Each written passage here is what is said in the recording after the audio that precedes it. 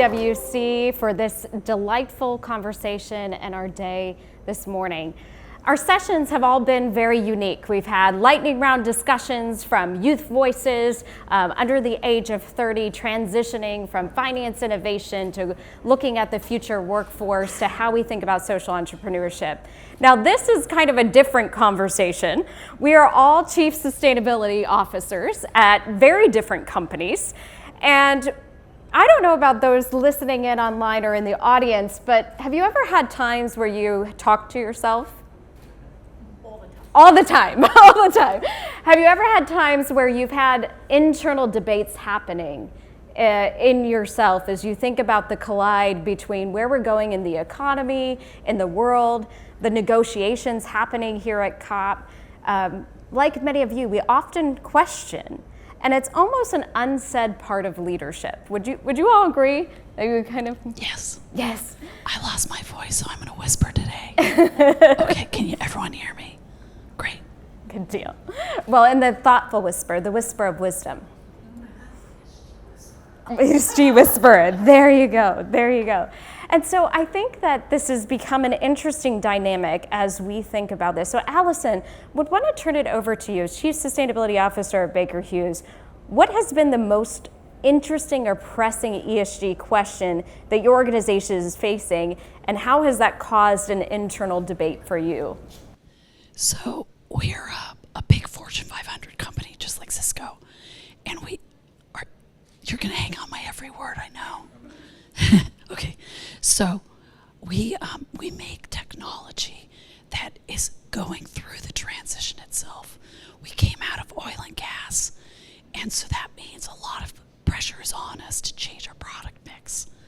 So as we're doing that, we have to show that we're able to reduce our emissions, like be a leader. And so we were the first in our sector to have net zero. And so we have to have really great data, high fidelity, and show that we can reduce emissions so that we can do it for our customers. This is the biggest pressing thing. And so today we don't buy credits. We don't buy virtual power purchase agreements. I don't think you guys do either. And so we are focused on making sure that all of our carbon accounting is assured and has amazing rigor, like financial data. I mean, we have a lot of other challenges, Mandy, but that is key to our commercial success as a company for the next 100 years, is that pivot into the energy transition space. And I think that becomes a really interesting debate, because as we all talk about it, we have to look at this pivoting our businesses, thinking about the next growth sector, thinking about how do we make short-term investments in our company with the financial rigor and the opportunity, the risk, and the cost as we move entire organizations forward. And I'm curious, Mary, from your lens, can you give us an example of an internal debate that you've had as you've tried to navigate this complex change? Thank you so much. It's wonderful to see you all. For those of you who aren't familiar with Cisco, we're a global technology company. I always kind of describe it as, we securely connect everything to make anything happen. And it should be and needs to be both sustainable and, quite frankly, circular as well. So sometimes the internal debate can come from just purely history. We have been in this space, when you think about sustainability, since the early 2000s. And so then as you start truly embedding it completely into your business, now it really is integrated into our product and packaging design. So, for example, when you think about circularity, it's like, well, what materials are you using? How are you designing your products to be more energy efficient? Do we need those accessories?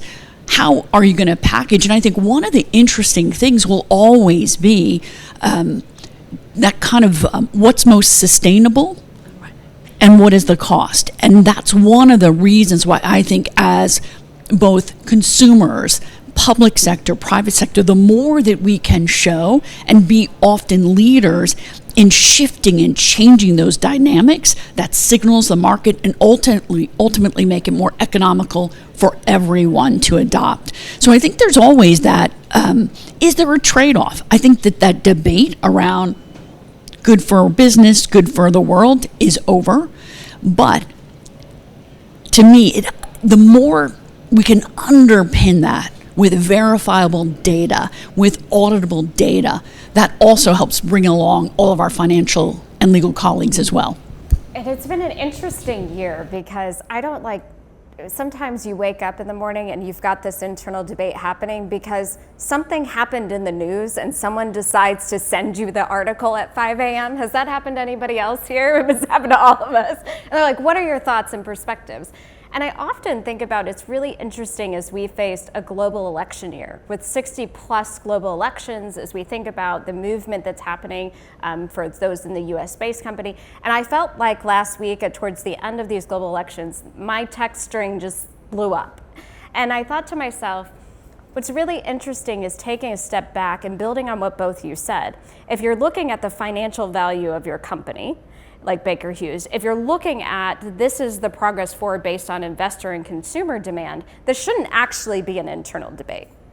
And then the second part was, as I look at the growth of our company, and we shared this in earnings call, we've grown through 8 different SEC administrators since the found. So regardless of regulation, if you're making the business value decision about accountability and about global transparency and participating in the global market, there really is no internal debate.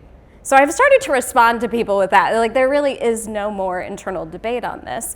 But we have to think differently as a group. And I'm curious, that requires us, Allison, to stop thinking about things as a checkbox mentality. So what are some of your thoughts that can truly begin to integrate this in company culture, that we stop getting these text messages that spiral people on these internal debates? Thanks. I keep forgetting it's a whisper. So inside the company, like most companies, we have values. And we just went through a really big kind of restructuring in the last couple of years. And of the 8 values, there's one that's keeping sustainability top of mind in everything we do. When we polled our employees, it's the one of greatest need. And so we've really been focusing on how to put that in every element of the business at the bottom. Because we have top level support, but people didn't think about it as it personally related to them, right? So they're like, we don't actually know what to do. So we're in the process of really showing this is what it means to that type of person in your job today. And so the case for sustainable business is there. One of our big growth areas is in margin accretion, right? So we want to have a higher profit margin. To do that, you actually have to have more sustainable business practices. So sustainable finance and sustainable operations, your whole footprint, they go together. And if you do them right, you take carbon out. And so that's why our emissions reduction program is called Carbon Out. We're taking carbon out as we become a more streamlined company. Cost out, carbon out. They're good for business. Love that. Cost out, carbon out. Pretty simple. And Mary, as you think about it from your lens, I'm curious, in your experience, I talked about these are the misconceptions that come into our feed or our Slack channels or whatever we have. What are some of the misconceptions that you have found that you've had to really debate and push out there? Well, first, I think I spent half my day trying to come up with the right adjective for this year. Interesting, dynamic. One of the things that, for those of us, right, that live and breathe the sustainability, we also have our own language. And so I think sometimes people think they don't, we talk scopes, they may not know what that actually means. So sometimes I really just pivot to the way their construct, their framework. So just let's talk business continuity. If there's one thing we've all experienced over the last couple of years with the pandemic and others is the criticality of building business continuity into your strategy. And so I think about Mother Nature. She's not stopping. We are going to see and experience more severe weather until we all collectively take meaningful, verifiable action to absolutely reduce. So I often bring it back to a business continuity discussion, and I can leverage a whole host of information to build that case. So sometimes I meet them where they are and then try to make it even a stronger connection to, quite frankly, it's what our customers care about. So when I think about why we made a net zero commitment, I will tell you it was very much fueled, not to use that word in a traditional way, by what our customers were requiring. So I just take it from the business continuity to a customer care about, ultimately to a business imperative. And I love that perspective taking, because I often think it's a piece, like you said, the field is full of jargons. And I also look at it as a chief sustainability officer, one of our key pieces moving forward with stakeholder engagement is really taking that pause, like you said, listening and inviting that conversation in. And I think when we invite those conversations in from our stakeholders, it gets us so close to what's happening in the landscape and to some of the key trends and impacts that we all are starting to see in the practice. So what do you see as a key trend, and what do you see as kind of a key practice that companies need to take moving forward? I was still catching my breath. You know, the trends today is everybody's kind of shifted from actually reducing emissions to focusing on reporting all the time, right? We were on a roundtable earlier, and one of our peers, the CSO from SAP, was talking about how boards aren't going to pay attention to reporting as a concept in about a year because they're getting tired of that. What we've seen is that investors care, but investors are increasingly caring less about, yeah, we know you're reducing emissions, but tell us about water, tell us about biodiversity, what's your governance structure look like? So that whole rounded, sustainable practice versus just one thing and reporting. So I think the trend that will go away is belly aching about reporting. Yeah, I hope it goes away. I think one trend that is so inspiring, quite frankly, is young people and the talent. One of the first things that when we are recruiting young people, critical talent, especially with the influx of generative AI and kind of the seismic shift that's going to take, you know where they go to learn about whether they should even interview with a company like Cisco is our purpose report. Our purpose, the power and inclusive future for all. So then they read it and they see goals, but then what they're looking for is, are you really doing something? So that goes back into shifting from goals into verifiable, reportable actions. Are you demonstrating that those values that you talk about, are you truly living it? So that is a trend that is going to continue. I think one of the other pieces is the growing request by all of us around consistent frameworks. I think that's one of the things, that the ability for us to have a standard framework or a standard way that we're all going to align to reporting and then automate it. I think that will also allow us to spend more time on those initiatives, those engagements, those investments that are going to help create resiliency. And I think that's another key trend. More and more of talking about resiliency. It's a third pillar of our environmental strategy, is resilient communities. That's, again, how do we help communities adapt to the new climate reality, build the skills that are going to be required in this low carbon economy as well. And as we think about the low carbon economy, one of the interesting trends that I found from this past year is we do a survey of 2,000 practitioners. So they actually have to be people like us in the job. That was the first thing I came in. I was like, I really don't care what academics think or somebody else who actually doesn't do the work we do day to day. And regardless of where they were in the globe, they were looking at the CSRD becoming sort of the gold standard because, and Allison, I know we've had this discussion, Mary, you're shaking your head, because it asks for the most comprehensive data. But what I also think is interesting is for those who were early voluntarily adopters, and we came out with a CSRD mini brief around Climate Week to talk about this, it wasn't necessarily the quantitative data that was the focus. it was the qualitative data. And that builds a little bit on what both of you were saying is really then what is the focus on management? What is the focus on board accountability? What is the focus on stakeholder engagement? What is the focus on performance and how it matters when you think about your employee retention, employee recruitment, when you think about the new business products or business lines, as both of you articulated. And so I think in the next 2 years, there's going to be this big reckoning around the proof of business valuation and the proof of broad-based stakeholder engagement. I'm curious what the two of you think. I completely agree, and I think one of the other things that is that I think we need to work on together is the cost of inaction. Yeah. When you, as a CSO, I think we're privileged that we can't just think 2 to 3 years out. We need to think about 5, 10, 15, 20 years. And I think it was one of the first things as I was debating, like, how do you develop your strategies? What technology will we need? What will be available in 10 years? And how do we build out those scenarios? And it's a criticality for those of us that can to invest now, whether that is in new forms of energy or using technology to drive regenerative agriculture, investing in the evaluation to prove what is working, to share that among ourselves so we're not reinventing.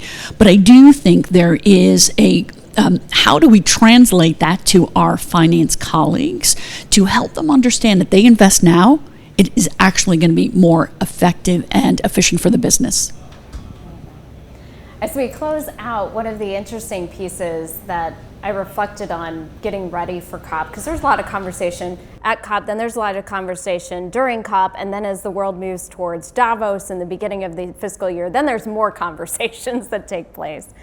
And one of the pieces that I had to reflect on in the prep for this session was, what is the thing that I really need to start doing or stop doing, because it could go both ways, in order for me to begin to remove the internal debate? And one of the things that I've really had to reflect on in a staff meeting last week as we kind of wrapped up the global election cycle and looking ahead to 2025 is first walking into meetings and just saying, hey, can everyone here in this room, take a big breath, right? Like, let some oxygen out, because we're all taking so much in as a society. So the first thing was like breathe. And then the second piece I want to do to kind of calm the internal debate is, as I walked into the staff meeting, I just said, hey, tell me, what are you thinking? Where are you, where's your head at? And it was really interesting to hear how everyone was thinking and were feeling. And then, okay, but then how do we move forward with business growth? And you were able to sort of take the energy of a room and as a leader really think about the go forward plan, but acknowledge that 1, we all just need to breathe. And 2, we just need to acknowledge that everyone has a different landscape for where they are. So I've started to really think, I'm going to ask more, what are you thinking? And I'm going to breathe a little bit better. What are the two of you going to do next year more of? One technique I use, but I'm going to use the breathing as well. One of the things that I ask people is to take a look at your phone and what's on your lock screen. I bet it's a child, a spouse. It could be a beautiful landscape. It's a cat. It's my rescue dog. Mine's 2 cats. We are so alike. But I think one of the critical things that we can harness is not just the inspiration, but love. We will do things for those individuals, those animals, those landscapes that are on your lock screen. And so I think connecting it to something very personal, on top of the business imperative, I think is another way to just get them thinking a little bit different. And I think many of us here at COP, the privilege of being here, but I have talked to so many local folks who are volunteering their time because they want to be part of creating the climate future we all want. Yeah, for me, I'm always excited to get up in the morning. It's a gift, right? And we all get to do purpose for breakfast. But a lot of young people and old people and middle, they look at this as something to get excited. It's a good challenge. And that they have something to drive their personal purpose. And I think that's good. In our company, we actually have a group of about 1,100 people that just get together to work on sustainability. And that's their volunteer network. And it's wonderful. And so it's not, you think 58,000 people, maybe 1,100 is not a lot. It is, because we build on it every month. We get another couple of hundred people. And so that making it personal, like you say, is really where we have to actually get people excited to act versus talking. Because we do a lot of talking right now. Our companies are actually acting. Yeah. Do you want to end with what your emissions reduction is today? As I mentioned, our customers were asking, especially for many of our customers in the EU, UK, and Ireland, and so we have a net zero commitment to 90% absolute reduction by 2040. But scope 1 and 2, this year, this fiscal year, so I have 3 more quarters to reduce absolutely our scope 1 and 2 by 90%. And that is one of those things that it's so important because it allows us to show people it is possible. It is possible, and you actually activate innovation across the company when you give them a challenge of deliver the highest business outcome in the most secure way. And now let's do it in a circular as well as an environmentally friendly way. So ours takes a little longer because our emissions are a fair bit bigger. We're at 30% right now.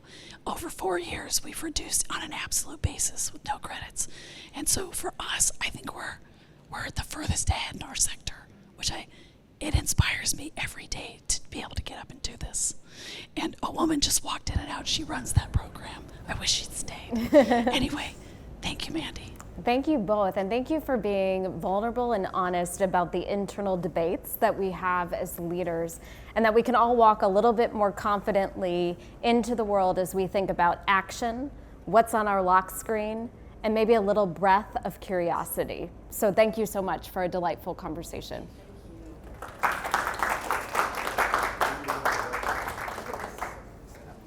May I ask a question? Oh, sure. Yes, very shortly. Sure. Yes. I wrote. As you might see in any companies, not all the stakeholders always agree or even understand sustainability efforts. How do you approach internal stakeholders who may have conflicting priorities with sustainability goals, and what strategies have proven effective for aligning this objective without compromising sustainability commitments? Thank you. I'll start, and I would love your opinion. One of the first things that we did, we've been investing in this space since the early 2000s, but what we ended up doing is creating a cross-company council, because you want it embedded. You want every employee to be making decisions that are for the best of our customers and for the environment. So building a council, our environmental strategy was co-developed with representatives across the company. So there's buy-in, you're building their capacity, their awareness, and then ultimately connecting that back to the business results. Yeah, we actually had employees help develop our strategy with us.